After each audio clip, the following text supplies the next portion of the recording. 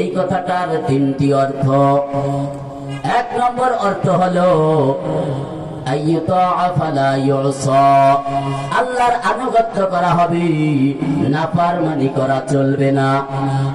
আল্লাহকে যথাযথভাবে ভয় করো, বা ইত্তাকুল্লাহা হাক্কা তুকাতিহি।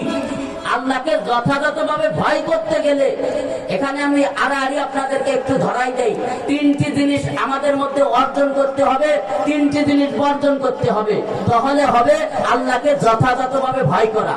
আর আপনি যদি আল্লাহকে যথাযথ ভয় করে চলতে পারেন, আপনার পুরস্কার কি হবে সময় থাকলে ইনশাআল্লাহ সামনে আলোচনা করব। তাহলে আল্লাহকে যথাযথভাবে ভয় করতে গেলে আমাদের তিনটি জিনিস অর্জন করতে হবে, আর তিনটি জিনিস বর্জন করতে হবে। তিনটি জিনিস ধরতে হবে, তিনটি জিনিস ছাড়তে হবে। আল্লাহ পাক সকলকে তৌফিক দান করুন, বলেন আমিন। তো তার এক নম্বর হলো আল্লাহর আনুগত্য করা হবে, নাফরমানি করা চলবে না। কারা কারা আল্লাহর আনুগত্য করবেন? সব ক্ষেত্রে আমরা আল্লাহর আনুগত্য করি, এটার প্রমাণ এখানে যে আমরা মাহফিল শুনতে এসেছি, নাকি ভাই? আরো যারা আশেপাশে দাঁড়ায় রয়েছেন তারা আল্লাহর আনুগত্য করে, বোঝা যাবে যদি এখানে তারা মাহফিল শুনতে আসে, এখানে এসে যদি বসে। তো আল্লাহর আনুগত্য করলে আমার আপনার লাভ কি, দুনিয়া আখিরাতের লাভ কি?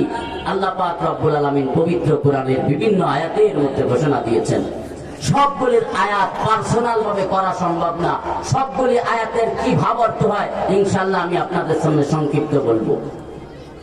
আল্লাহ পাক রব্বুল আলামিন বলেন, من يطع الله ورسوله فقد فاز فوزا عظيما من يطع الله ورسوله ويخشى الله ويتقه فأولئك هم الفائزون من يطع الله والرسول فأولئك مع الذين أنعم الله عليهم من النبيين والصديقين والشهداء والصالحين وحسن أولئك رفيقا। চিৎকার মেরে বলেন আল্লাহু আকবার, আরো ধরে বলেন আল্লাহু আকবার।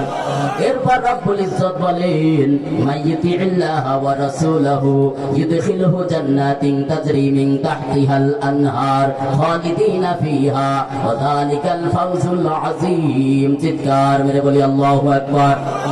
এরপর রব্বুল ইজ্জত বলেন, মাইয়িতিল্লাহা ওয়া রাসূলহু ইউদখিলহু জান্নাতিন তাজরি মিন তাহতিহাল আনহার ওয়া মান ইয়াতাওয়াল্লা ইউআযিবহু আযাবান আলিমা। আল্লাহু আকবার। আল্লাহ রাব্বুল ইজ্জত বলেন, যে পাঁচটি আয়াত আমি আপনাদের সামনে তেলাওয়াত করেছি, এই পাঁচটি আয়াতের ভাব অর্থ এই দাঁড়ায়, যারা আল্লাহকে যথাযথভাবে ভয় করবে, যারা আল্লাহ এবং আল্লাহর রাসূলের আনুগত্য করবে, কি করবে জোরে কোন? আল্লাহ এবং আল্লাহর রাসূলের আনুগত্য করে চলবে, তাদেরকে বিশাল জান্নাত দেওয়া হবে, কোন সুবহানাল্লাহ।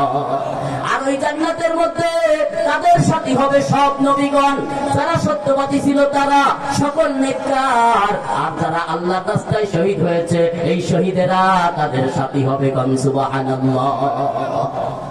আর ওই জান্নাতের মধ্যে তাদের উপভোগের জন্য বিভিন্ন নিয়ামত থাকবে, সুবহানাল্লাহ। বিশেষ করে জান্নাতের মধ্যে তাদের পান করার জন্য, তাদের সাঁতার কাটার জন্য, তাদের গোসল করার জন্য অনেকগুলি নদী থাকবে। চিৎকার মেরে বলেন আল্লাহু আকবার।